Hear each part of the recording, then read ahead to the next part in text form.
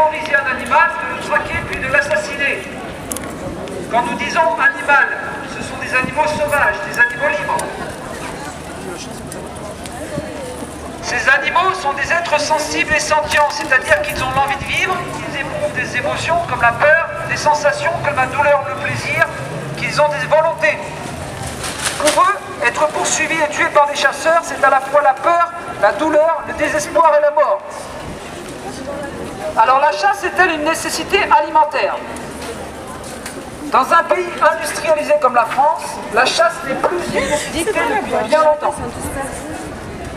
Nous n'habitons plus dans des contrées qu'une époque glaciaire avait transformées en blocs de neige et de glace où aucun végétal comestible ne pouvait pousser et où donc la chasse devenait une nécessité pour les autochtones.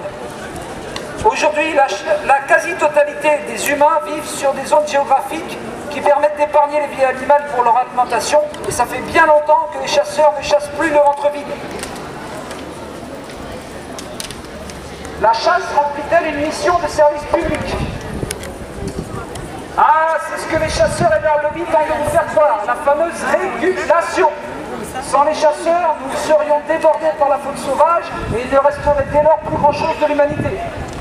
Rappelons, que chaque année, près de 20 millions d'animaux, notamment faisans, lièvres, lapins et perdrix, sont élevés pour être lâchés par les chasseurs dans la nature, parfois le matin même de la partie de chasse. Ceci dans l'unique but de fournir suffisamment de cibles vivantes pour garantir un tableau de chasse satisfaisant leur pulsion perverse. Ne sachant ni se nourrir, ni se protéger, ces animaux ne peuvent pas assurer l'avenir des espèces. De plus, cela provoque l'apport de maladies issues des élevages, une perturbation des écosystèmes et de graves pollutions génétiques. Deuxièmement, rappelons aussi que les prédateurs, qui sont les authentiques régulateurs naturels et légitimes, sont systématiquement détruits par les chasseurs, qui sont souvent même considérés comme nuisibles. Comme les renards, martres, fruits ou belettes.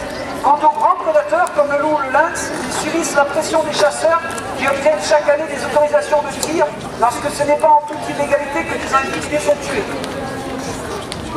Rappelons enfin que les chasseurs font proliférer les espèces que les agriculteurs accusent d'occasionner des dégâts dans leur culture. On pense notamment aux sangliers, pour lesquels 50% des fédérations de chasse reconnaissent que les chasseurs les nourrissent.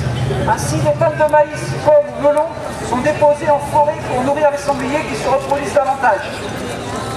Et il faut également savoir que les chasseurs ont introduit dans les années 90 le cochon grillé, un croisement entre lait et cochon domestique provoquant des portées de marcassins plus importantes et un animal très prolifique. Donc le chasseur, c'est un peu comme le pompier pyromane. Il dérègle tout et se targue de préserver les équilibres. Dès lors que nous constatons que la chasse consiste à traquer et à assassiner des êtres sensibles, qu'elle ne répond à aucun impératif alimentaire et ne remplit pas de mission d'intérêt général, à quoi sert-elle?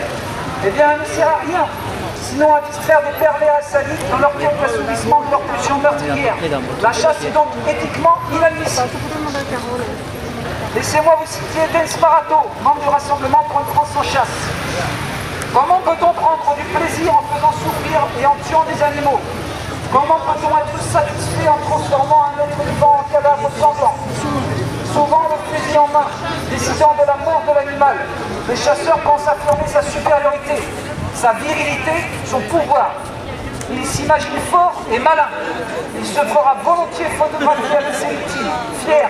Et si l'animal s'y prête, il pourra se poser son pied dessus, témoignage de sa domination suprême, de sa puissance. La chasse est un loisir quasi exclusivement masculin, ce n'est pas un hasard. Demain, l'abolition de cette pratique sera perçue comme un indéniable progrès moral.